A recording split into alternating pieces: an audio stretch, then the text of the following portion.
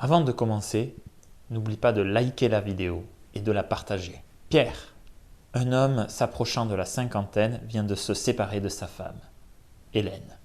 Ensemble, ils ont un jeune garçon de 10 ans, Hugo. Pierre travaille dans le service technique de sa ville dans laquelle il connaît beaucoup de monde. Il lui semble connaître les moindres histoires et cancans.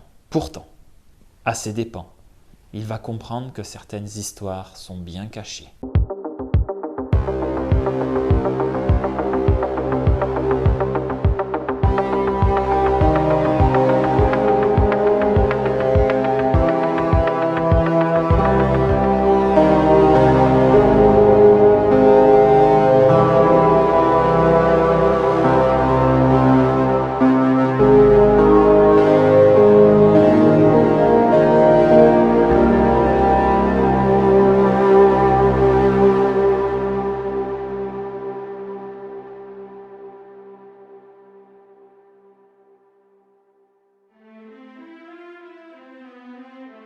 Suite à la séparation avec sa conjointe, Pierre emménage dans un appartement.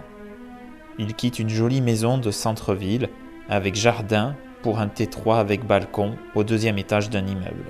3 de ses amis sont là pour l'aider le jour où il emménage. 2 d'entre eux travaillent comme lui, au service technique de la ville, et l'autre est policier dans la même ville. Ce dernier s'appelle Didier.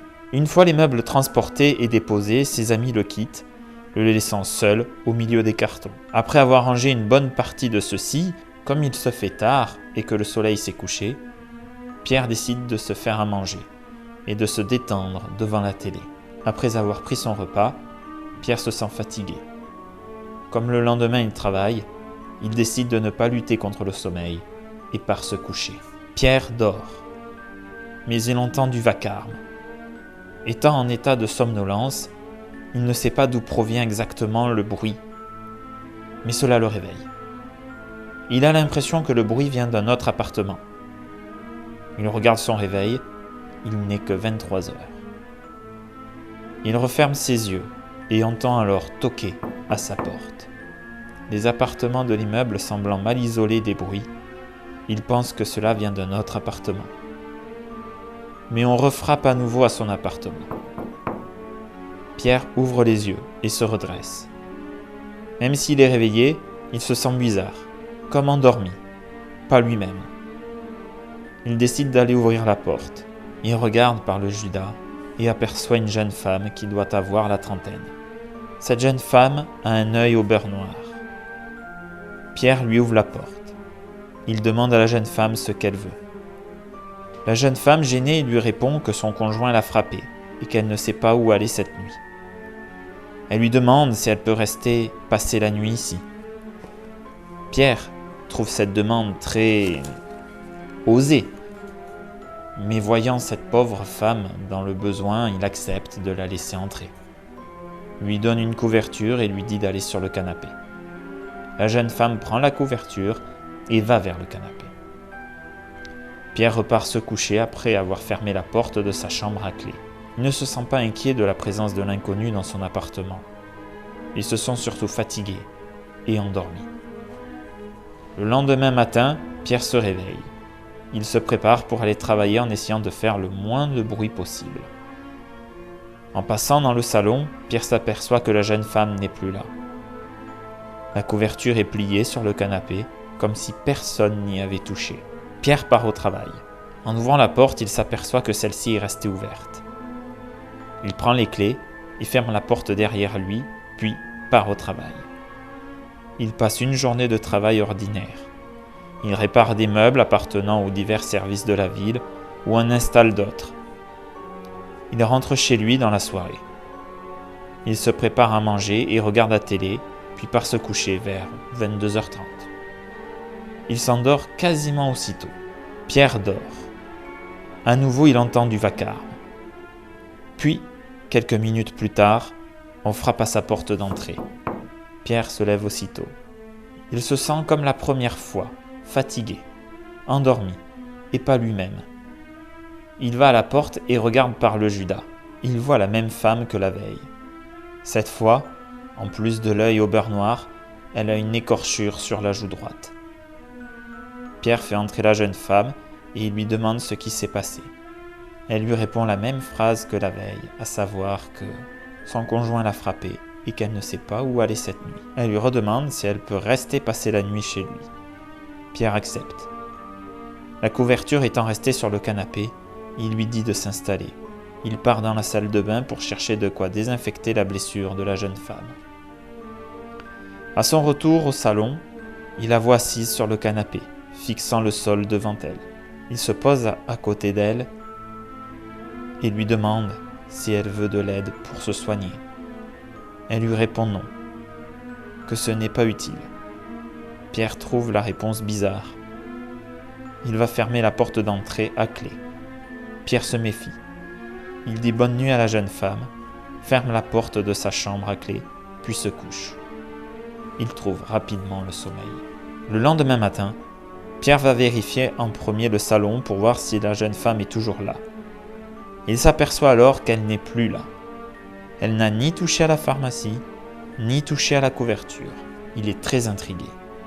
Une fois prêt pour aller travailler, il part de l'appartement et s'aperçoit que l'appartement est fermé à clé de l'intérieur. Mais alors, où est passée la jeune femme ? Il fait un tour de l'appartement et ne la voit nulle part. Pourtant, il a cherché partout où un humain pourrait se cacher. Il passe une journée comme les autres, il travaille, monte les meubles, etc. Mais ce coup-ci, il pense à la jeune femme et il est perturbé. En partant du travail, il passe voir son ami Didier, qui est policier. Il explique à Didier toute l'histoire. Didier prend note et lui dit qu'il va vérifier dès le lendemain s'il trouve quelque chose. Il indique à Pierre qu'il cherchera si d'autres gens vivent la même chose que lui et vérifiera dans l'immeuble où elle habite. Didier demande à Pierre de lui faire une description de la jeune femme, si possible de lui demander son nom si elle revient. Pierre décrit alors la jeune femme à Didier puis quitte son ami et rentre chez lui. Il n'a pas d'appétit. Il est très angoissé. La fatigue emporte Pierre, qui est réveillé comme d'habitude par du vacarme. Il fixe son réveil, il est 22h58. À 23h, quelqu'un frappe à sa porte. Il se lève, ne se sent plus lui-même. Fatigué, il ouvre la porte sans regarder par le judas. Il sait que c'est elle. La jeune femme est bien là. Un œil au beurre noir, la cicatrice de la veille sur la joue droite et des traces de mains autour du cou. La jeune femme gênée explique que son conjoint l'a frappée et qu'elle ne sait pas où aller cette nuit. Elle lui demande si elle peut rester passer la nuit chez lui. Pierre accepte. Il lui dit d'aller s'installer. Il y a une couverture sur le canapé et une pharmacie sur la table devant elle si elle en a besoin. Elle lui répond que ce ne sera pas utile. Il ferme la porte d'entrée à clé derrière elle. Il lui demande son nom. Elle répond « Marie Bernard ». Il lui souhaite bonne nuit et s'enferme dans sa chambre.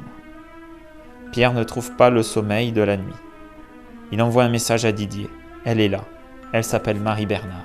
Le lendemain matin, il regarde au salon et ne voit personne. Marie a disparu. Alors qu'il se prépare pour aller travailler, Didier l'appelle. Il lui dit qu'il doit passer au commissariat rapidement.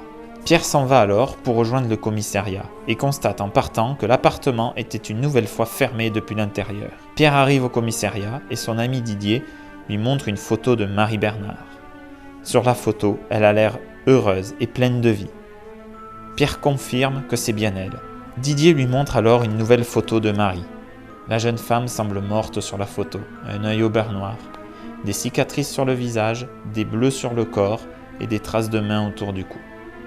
Didier explique que Marie Bernard est morte il y a 5 semaines, tuée par son copain dans l'appartement de Pierre. On ne sait pas ce qu'il advient de Pierre. A-t-il déménagé ? Moi, c'est ce que j'aurais fait. Évidemment, c'est une légende urbaine. C'est plus ou moins une histoire de maison hantée mélangée à une histoire de dame blanche. Bien sûr, là aussi, comme toute légende urbaine, cette histoire n'a jamais pu être vérifiée. Pourtant, les histoires de maisons hantées existent. Il y a un nombre important de témoignages sur Internet et sur d'autres supports. Ils sont tous assez intéressants, mais il n'y a aucune preuve.